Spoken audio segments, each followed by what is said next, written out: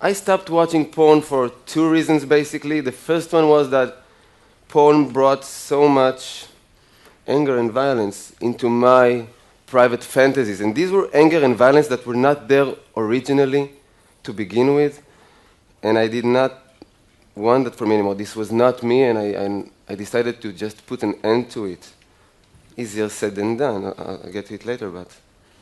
The second reason was that I came to realizing, I think, that only by watching porn, I take part in creating a demand for filmed prostitution, because that's what porn really is, filmed prostitution.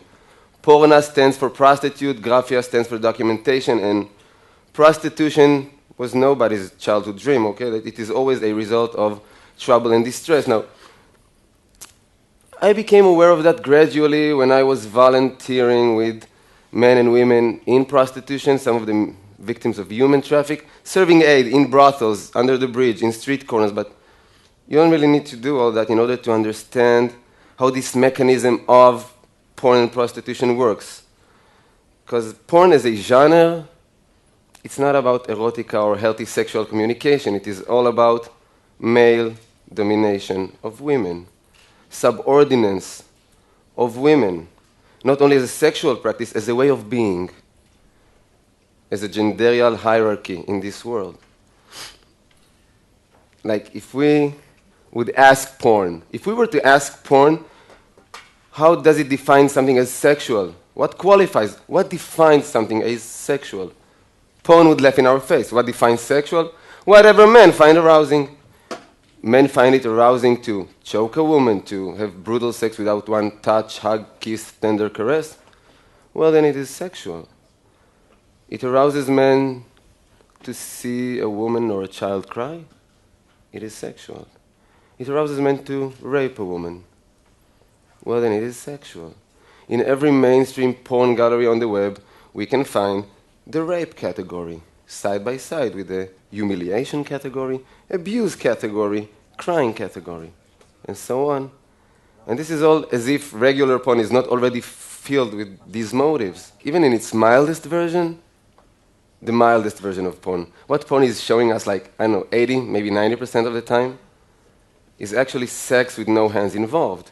And this is not how we authentically desire. Sorry, I'll repeat that. I see your look. Sex with no hands involved. Okay. If you're not going to give up watching porn, so next time you do watch, just notice that porn cameras have no interest in capturing any normal sensual activities, such as petting, caressing, making out, touching, hugging, kissing. No. What porn cameras are into is the penetration. So normally, the composition will be a man and a woman, hopefully just one, okay? So one man and one woman. His penis is inside her. Don't be picky. It doesn't matter where inside. Somewhere inside her there is a penis. His penis is somewhere inside her, okay? And in order to not block the camera for doing this extreme close-up on the penetration, he's standing with his hands behind his back most of the time.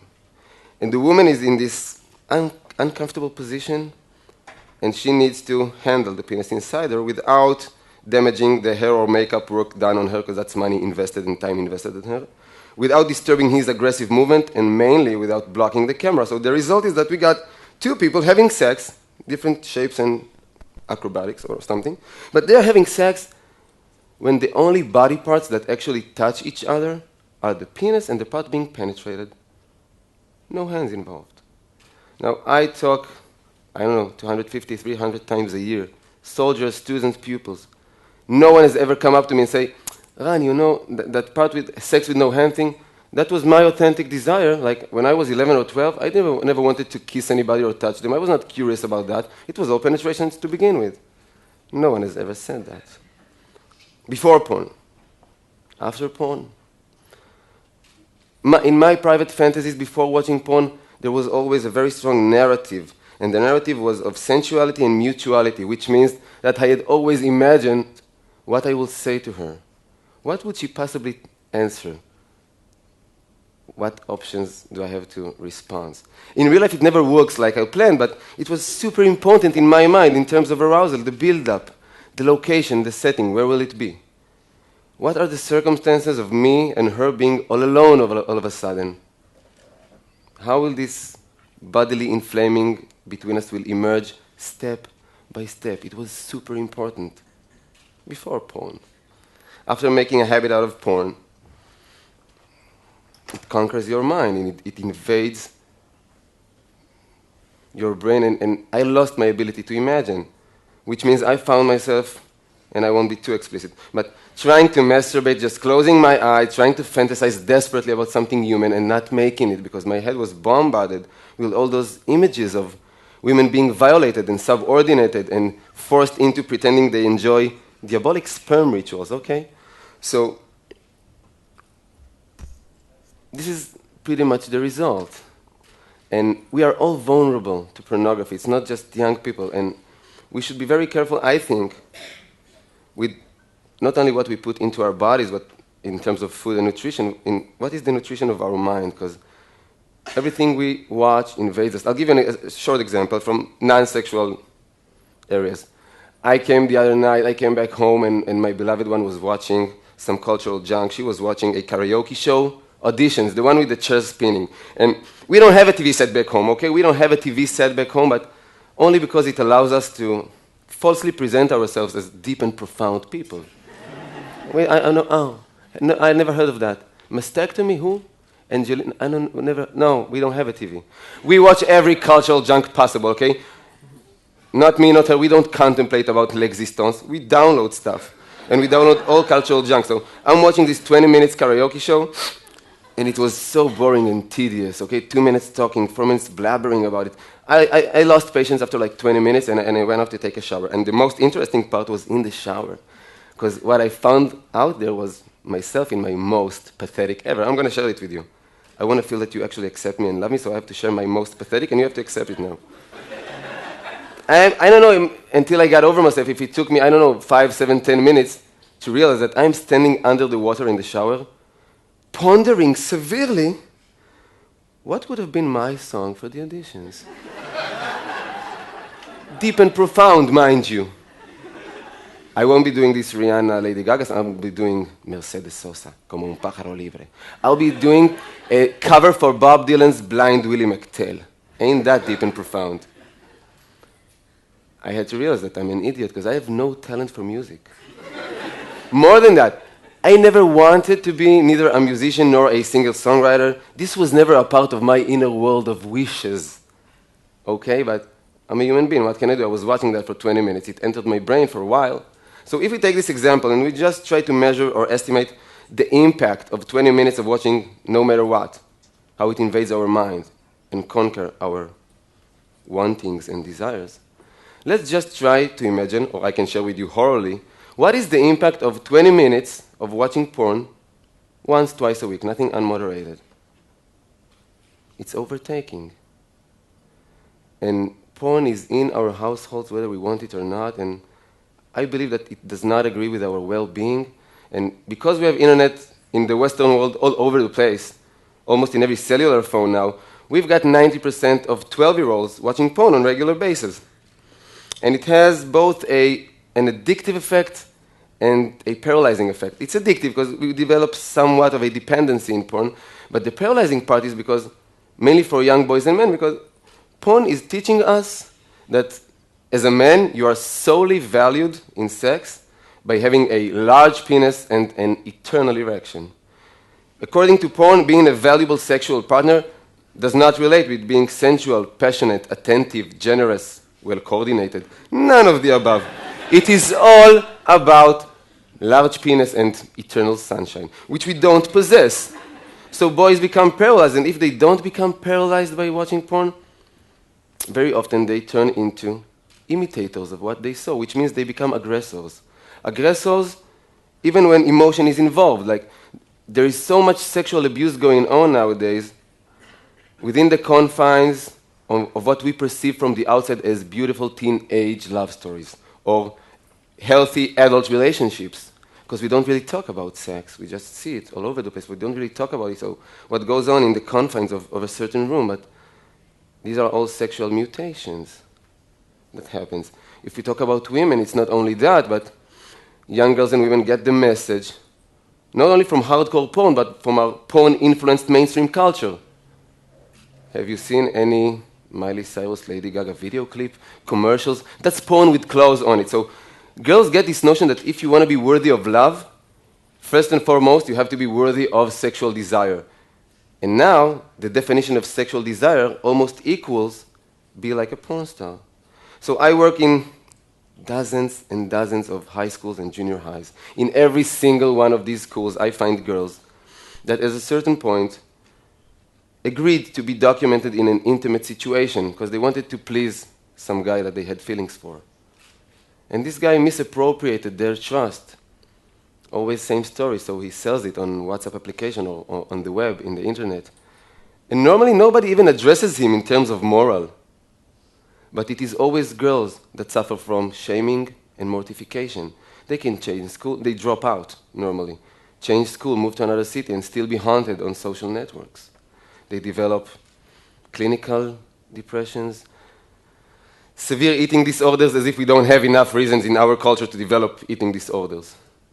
They become so isolated socially. So some of them, like Amanda Todd, rest in peace, some of them actually commit suicide because they find no more value in life or in themselves. So porn is not only in our house, it is a capital case. It is not a minor phenomenon in our society. It is a question of life and death sometimes. It is mainly a question of life and death for the people who participate in porn, because porn is not an embodiment of freedom of speech, freedom of occupation, blah, blah, blah. No, it's an embodiment of sex exploitation, working side by side with human traffic, raping, pimping, solicitation. For every one porn star with a book contract or a production company, we've got hundreds of thousands of women and girls who does not survive out there. Literally, they just don't make it. The sex industry just, how do you say, chews them up and spits them back into brothels, into hooking in the street, escorting, massage parlors with happy or unhappy ending, depends who you ask. And I'm not joking, this is serious life. This is the whole spectrum of prostitution. So many of them doesn't even make it to the age of 50. I'm talking countries that the average life expectancy is 75, 76 years now. They don't make it to the age of 50, for reasons mainly. Drugs, STDs, sexually transmitted diseases, being murdered by a John, a pimp, a boyfriend. And the fourth reason is suicide once again. Because if you're a prostitute, on camera or off camera, you're in the situation that we can refer to as social death. We have all sat in the dinner table with people who probably consumed prostitution, that have been to a brothel once, twice, at least. We never sat down to the table with a prostitute, not with a declared one. So that's social death. It is not glamorous, not at all. And when I sit in the privacy of my room and I watch porn, even without paying, no need to pay, it's free, okay? I hope you know that, if you're still consuming. Whatever I'm watching is creating a demand, and wherever there is a demand, there will be supply. There's a correlation. If I watch pornography of black older women, somebody is going to go out and pimp black older women. Asian minors, somebody is already trafficking Asian minors in order to film them, okay? Israeli women, Palestinian women, WASP, all-American college girls, that is strong in the last few years, it's a very upcoming category. The scum of the earth are already out there trying to solicitate and prostitute these women on camera. So I stopped watching porn for my personal well-being, my intimate communication, my private erotic life, my, reclaiming control and responsibility over my mind. But by doing that, I actually stopped contributing to this horrible sex industry, and that's a good thing to do, I believe. And I would really like to propose that notion of physically and emotionally safe sex. Emotionally safe sex. It does not mean going back to be conservative or unliberated sexually. I'm all for sexual freedom.